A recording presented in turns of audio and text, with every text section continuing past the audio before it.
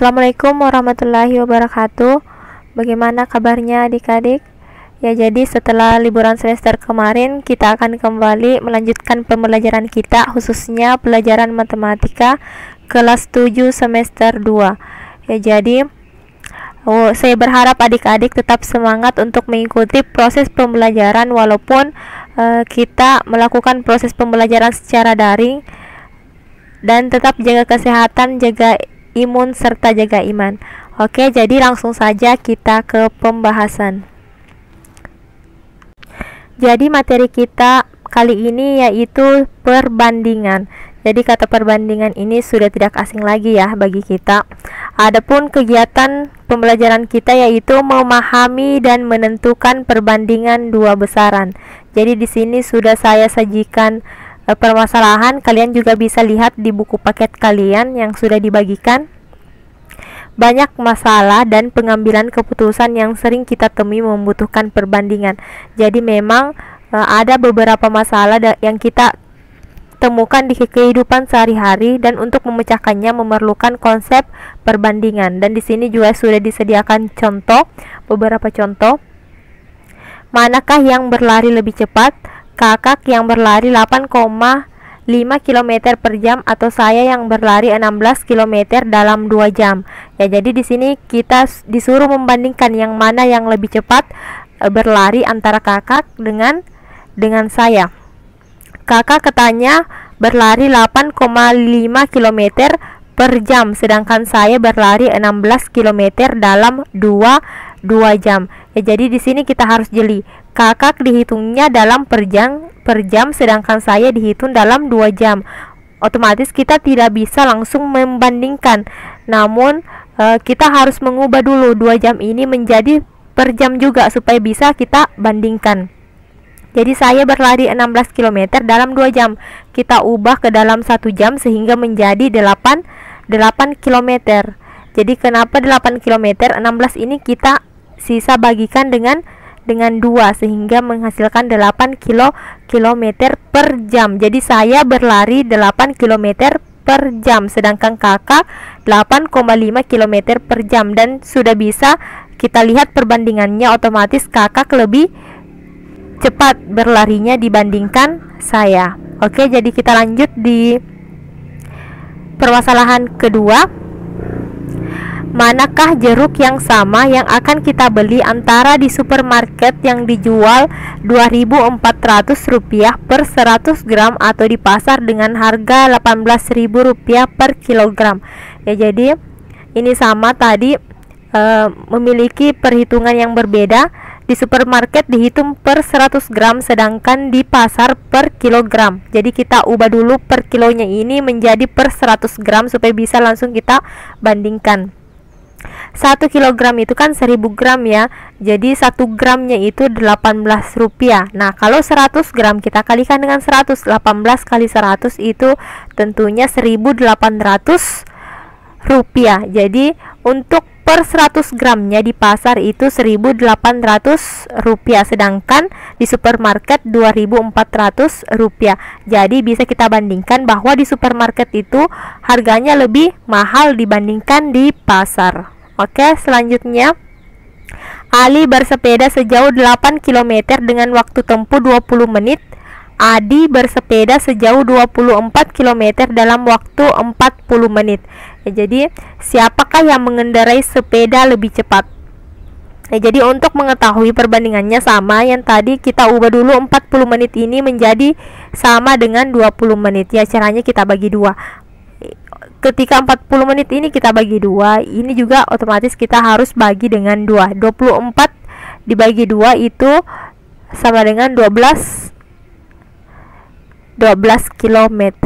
Ya, jadi Adi dalam 20 menit Adi bersepeda sejauh 12 km, sedangkan Ali bersepeda 8 km dalam 20 menit.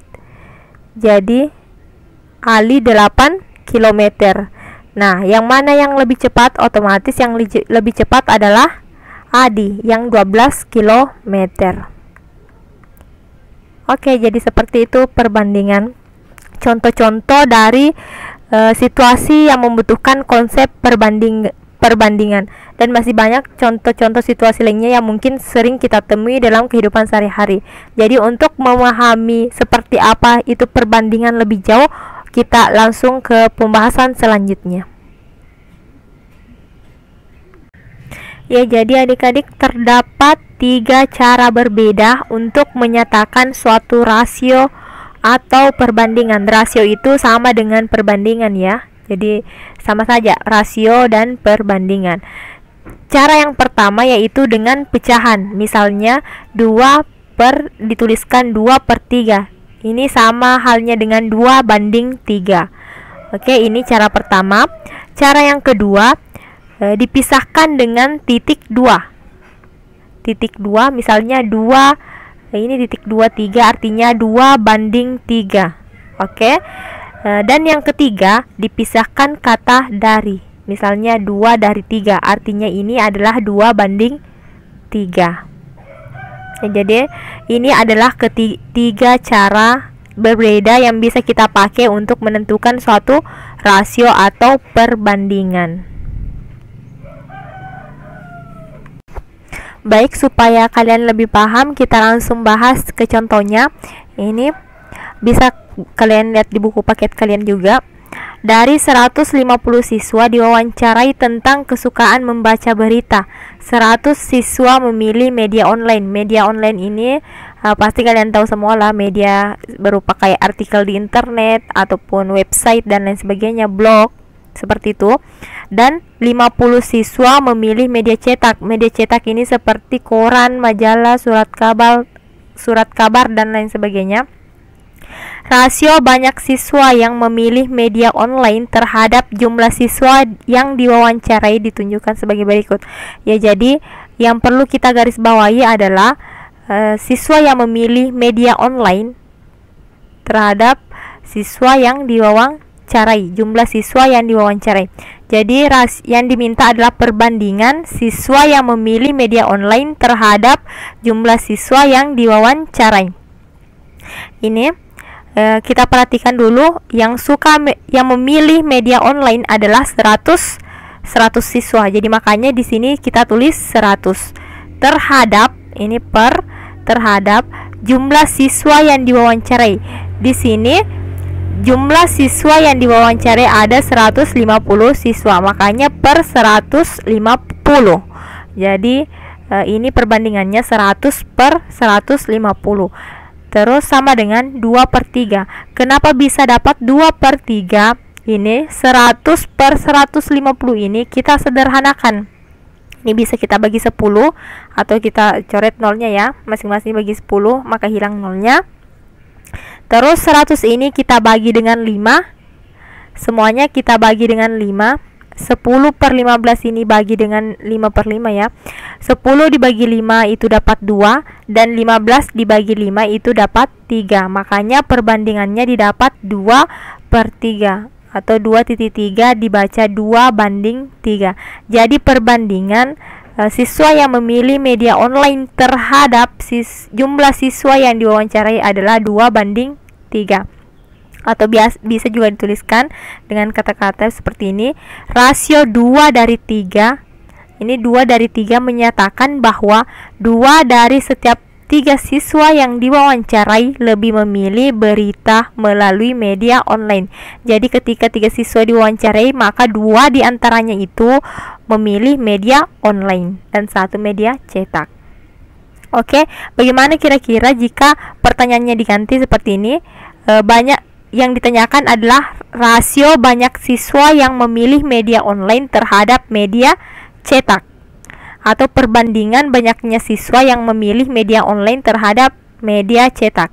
Jadi yang pertama kita garis bawahi adalah media online. Jadi kita tuliskan dulu media online. Jadi yang memilih media online adalah 100 siswa. Makanya di sini kita tulis 100 terhadap, ini kita per media cetak. Media cetak, yang memilih media cetak adalah 50 siswa. Jadi per 50. Ini sama, kita sederhanakan 100 bagi 50, atau bisa juga kita coret nolnya. terus 10 dibagi 5 sisa 2, 5 dibagi 5 sisa 1. Jadi perbandingannya adalah 2 banding 1. Jadi rasio 2 dari 1 menyatakan bahwa untuk setiap 2 siswa yang memilih membaca berita melalui media online, terdapat 1 siswa yang memilih media cetak untuk membaca berita. Nah, jadi bagaimana kalau kira-kira yang ditanyakan adalah kita balik dari media cetak terhadap media online. Kan tadi rasio banyaknya siswa yang memilih media online terhadap media cetak. Nah, sekarang kita balik. Rasio banyaknya siswa yang memilih media cetak terhadap media online. Maka yang pertama kita tuliskan adalah media cetak. Media cetaknya yang memilih berapa? Ada 50 siswa. Jadi di sini kita tuliskan 50 per atau terhadap media online. Yang memilih media online adalah 100 siswa. Ini sama dengan, kita sederhanakannya, nolnya bisa kita coret. 5 dibagi 5 itu 1, per 10 dibagi 5 itu 2. Jadi perbandingan yang memilih media cetak terhadap media online adalah 1 banding 2.